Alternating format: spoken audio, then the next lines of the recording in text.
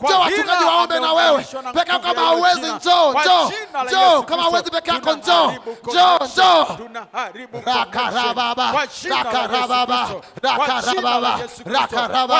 Rakarababa, inda rakorianda imenema, inde reketeri mama ramanto, ili mama sikarianda. Hatapelekwa kokote kwa jina hilo, kwa jina la Yesu Kristo. Maana mtakapotamka jina lake hataitika kwa jina hilo, na mtamwita mtu mwingine wala si yeye. Maana yeye amekwisha kubatilishwa, amekwisha kugeuzwa. Yeye sio Abraham tena, yeye ni Ibrahim katika Bwana.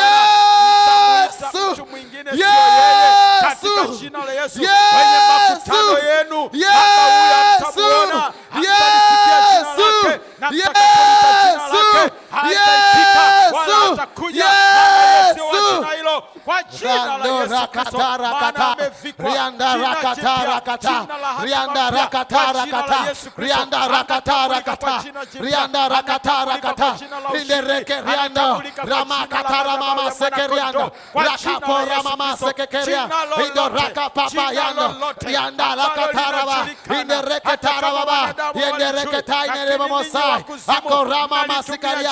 nafuta hilo jina, nafuta hilo jina, uliandika kwenye madhabahu za kichawi, nafuta hilo jina kwa jina la Yesu Kristo wa Nazareti. Rando kora mamasi yando rama mosori yanda. Kila majina uliosajiliwa kwenye ukoo kwa sababu ya kabila lako, hayo majina na yafuta, na liandika jina la hatima yako, naandika jina la hatima yako kwa kinywa cha Bwana Mungu jeshi, naandika jina la hatima yako, naandika jina la hatima yako kwa jina la Yesu. Majina mengine yote yanafutwa tangu leo kwa jina la Yesu Kristo. Majina mengine yote na yafuta katika jina la Yesu Kristo, katika jina la Yesu Kristo. Asante Yesu, asante Mungu mkuu, asante Mungu mwenye uweza. Ninakutukuza, ninakuhimidi, ninakushangilia, maana watosha. Hakuna mwingine kama wewe, katika jina la Yesu Kristo. Amen.